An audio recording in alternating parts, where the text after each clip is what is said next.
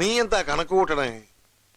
അല്ല, രാവിലെ 9:30 ചാക്കുമാഷ് പറഞ്ഞു. അതെ, പക്ഷേ 9 മണിക്ക് രാഹു തുടങ്ങും. അതിനെന്താ, കാലത്തെ ഇവിടുന്ന് 8:30 മണിക്ക് ഇറങ്ങിയാ പോരെ? പക്ഷെ ഇറങ്ങാൻ നേരത്ത് വല്ല കാക്കയെ പൂച്ചാണ് കണിയെങ്കിൽ അതിന് നീ വിഷമിക്കണ്ട, ഞാൻ വരാവിടാ. കാലത്തെ നീ കുളിച്ച് കുറിയിട്ട് വരുമ്പോ ഞാൻ ദേ ഈ പൂമുഖത്തുണ്ടാകും, ഇങ്ങനെ. അതെന്താ, എന്നെ കണി കണ്ടാ കൊള്ളൂല്ലേ? കൊള്ളും. പക്ഷെ എങ്ങനെ കൊള്ളും, എവിടുന്ന് കൊള്ളും, എത്ര കൊള്ളും എന്നുള്ള കാര്യത്തിൽ മാത്രമേ സംശയമുള്ളൂ. എന്നാ നീ പോയി ആ വിഷുക്കണി ഞാനൂരെ വിളിച്ചോണ്ട് വാ. അല്ല പിന്നെ വിഷുക്കണി ജാനു.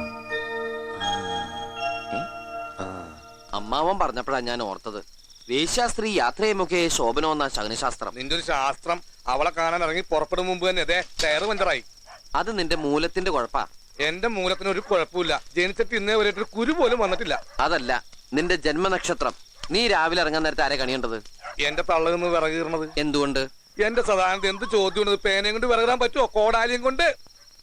കൊള്ളാം. എടാ, ടയറല്ല, നിന്റെ വയറ് പഞ്ചറാകാത്തത് ദൈവഭാഗ്യ. കോടാലി, മമ്മട്ടി, വാക്കത്തി ഒക്കെ കുഴപ്പാ. നല്ല പശുവിനെയോ നിറകൊടോ വല്ല ഇരട്ട ബ്രാഹ്മണന്മാരൊക്കെ കണിയണ്ടിരുന്നെങ്കിൽ. ശരിയാ, ദിവസവും ഇരട്ട ബ്രാഹ്മണരെ കണി കണ്ടതുകൊണ്ടാ ജോർജ് ബുഷ് അമേരിക്കയുടെ പ്രസിഡന്റ് ആയിരുന്നേ. ഒരു പത്രത്തിലുണ്ടായിരുന്നു. പരിഹസിക്കല്ലേ? അങ്ങേര് പ്രസിഡന്റ് ആയത് ദിവസവും ഡെഡ് ബോഡി ശകനം കാണുന്നോണ്ടാ. അതേടാ, ഡെഡ് ബോഡി ഏറ്റവും നല്ല ശകന. അങ്ങനെയാണെങ്കിൽ സർക്കാർ ആശുപത്രിയിലെ മോർച്ചറിയിലെ വാട്ടർമാര് എന്നേ ഇന്ത്യൻ പ്രസിഡന്റായി മാറിയേനെ.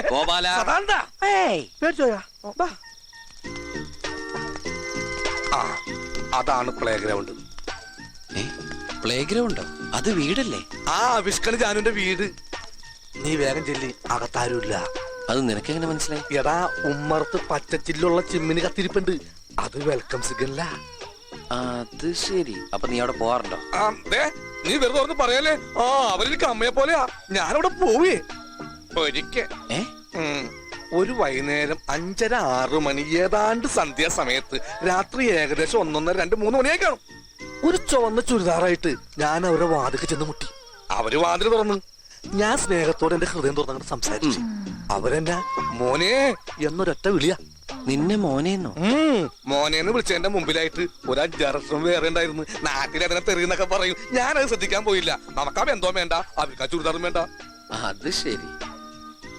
എന്തായാലും നീ അവിടെ വരെ ഒന്ന് വാ. അവിടെ ചെന്ന് തല്ലു വാങ്ങാൻ ഞാനില്ല.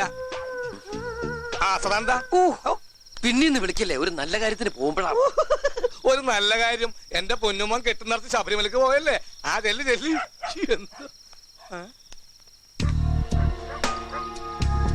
ഓർത്ത് നിൽക്കാണ്ടില്ലേ? വിഷുക്കണിയുടെ ബ്രോക്കറാണെന്ന് തോന്നണ. ഇന്ന് അവന്റെ കട്ടളും ചെല്ലും അടിച്ചിളക്കിട്ടുള്ള കാര്യം. ജാനു, ജാനു, ഈശ്വര, ഇതാരാ മാഷു? എനിക്ക് അത്യാവശ്യമായിട്ട് ജാനുവിനെ ഒന്ന് കാണണമെന്ന് തോന്നി. അത് ഈ സമയത്ത് ഒരാള്. ആളോ? അപ്പോ പച്ച വെളിച്ചം? അത് ഞാൻ കെടുത്താൻ മറന്നുപോയതാ. നാളെ രാവിലെ 8 മണിക്ക് തറവാട്ടിലേക്ക് ഒന്ന് വരണം. തറവാട്ടിലേക്കോ? ആരെങ്കിലും കണ്ടാലോ? അത് കുഴപ്പമില്ല, അമ്മാവനും പറഞ്ഞിട്ടുണ്ടേ. പിന്നെ വരുമ്പോ കുളിച്ച് ഐശ്വര്യമായിട്ട് നല്ല മുല്ലപ്പൂക്ക് ചൂടിട്ട് വരണം. 50 രൂപ അഡ്വാൻസ് ആയിട്ട് കൂട്ടിയാ മതി. അയ്യോ, ഇതൊന്നും വേണ്ടായിരുന്നു. മാഷ് എനിക്ക് നല്ല വിശ്വാസ. മാഷ് ധൈര്യമായിട്ട് വയ്ക്കും. അപ്പൊ പറഞ്ഞ പോലെ രാവിലെ കൃത്യം 8 മണിക്ക്. അത് കഴിഞ്ഞ രാഹുവാ. ഈശ്വര, ഇതിനൊക്കെ രാഹു നോക്കുന്ന ഒരാളെ ഞാൻ ആദ്യമായിട്ട് കാണുക.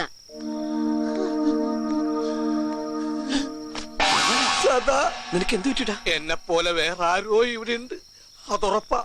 അവൻ ബ്രോക്കറാണോ എന്നൊരു സംശയം.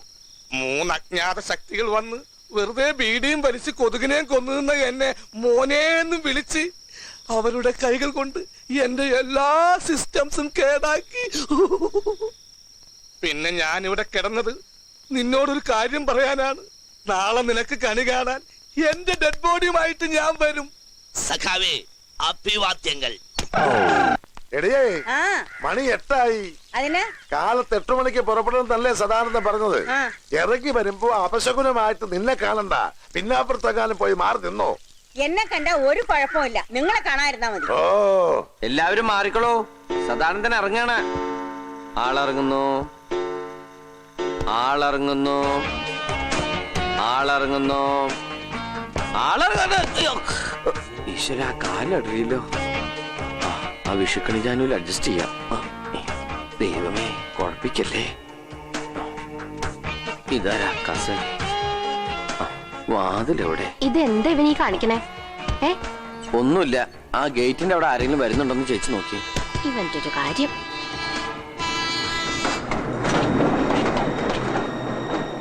അയ്യേ, ഇവളെന്തിനാ ഇങ്ങോട്ട് വരണേ? ആരാ? ആ വിഷുക്കണി ജാനുവേ. ഈശ്വര.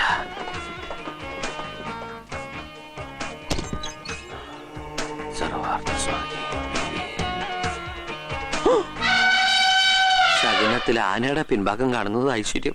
എല്ലാം കഴിഞ്ഞു. അമ്മ, ഇത് ആരാ കേറി വരണേ നോക്കി. നിക്കണേ അവിടെ.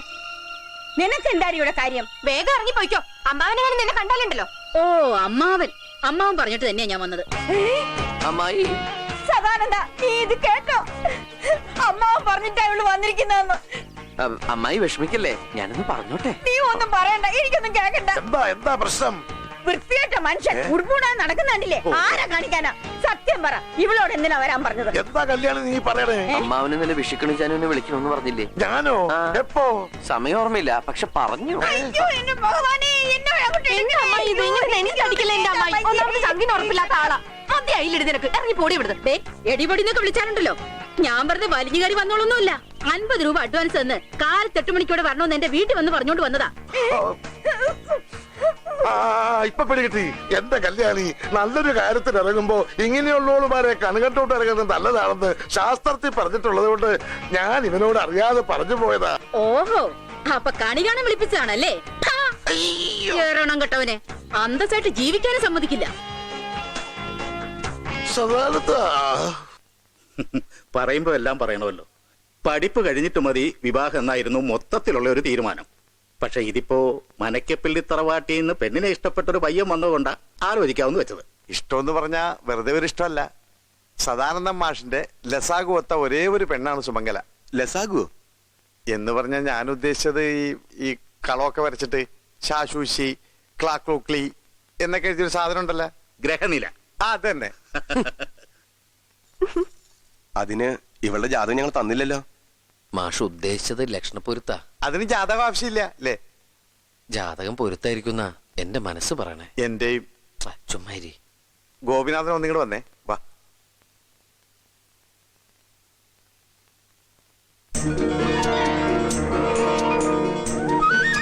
നിങ്ങൾക്ക് എന്തെങ്കിലും സംസാരിക്കാറുണ്ട് സംസാരിച്ചോ, ഞാനൊരു തടസ്സമാകുന്നില്ല.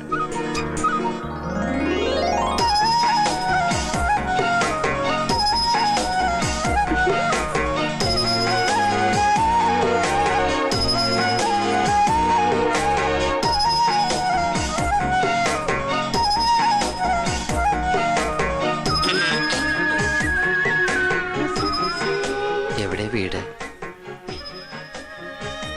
അല്ല, ചോദിക്കാനും പറയാനുള്ളതൊക്കെ ഒരു ഫുൾ സ്റ്റോപ്പ് പോലും ഇല്ലാതെ സുമംഗലയുടെ കൊച്ചച്ഛൻ വിസ്തരിച്ച് പറഞ്ഞേ. ചോദിക്കാത്ത എന്തെങ്കിലും ചോദിക്കണമെന്ന് വിചാരിച്ച് ചോദിച്ചു പോയതാ. അതിങ്ങനെയായി പോയി.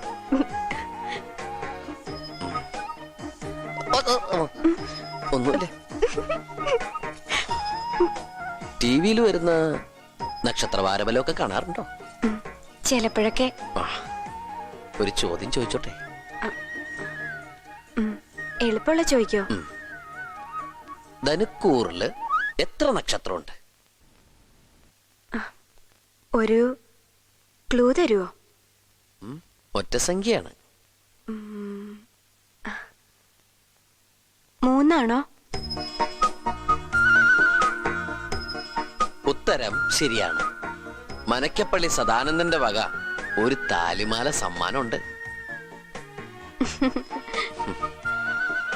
ജ്യോത്സ്യത്തിലും ശകുനത്തിലൊക്കെ വിശ്വാസമുണ്ടോ? അങ്ങനെയൊന്നുമില്ല. അമ്പലത്തിൽ പോകാൻ തൊഴും, അത്രേ ഉള്ളൂ. പക്ഷെ അമ്മയ്ക്ക് ഭയങ്കര വിശ്വാസം. ഞാൻ അരക്ക് കെട്ടിപ്പിടിക്കണ പ്രായമാകുമ്പോ എന്റെ അച്ഛൻ മരിക്കുന്നൊരു ജ്യോത്സ്യർ പറഞ്ഞിരുന്നു അത്രേ. പിന്നെ അതുപോലൊക്കെ സംഭവിച്ചു എന്നാ പറയണേ. അറിയാവുന്നവര് പറഞ്ഞ അച്ചട്ടാ. ഇപ്പൊ തന്നെ സുമംഗലയെ ഞാൻ കണ്ടുമുട്ടിയതും അതുകൊണ്ട്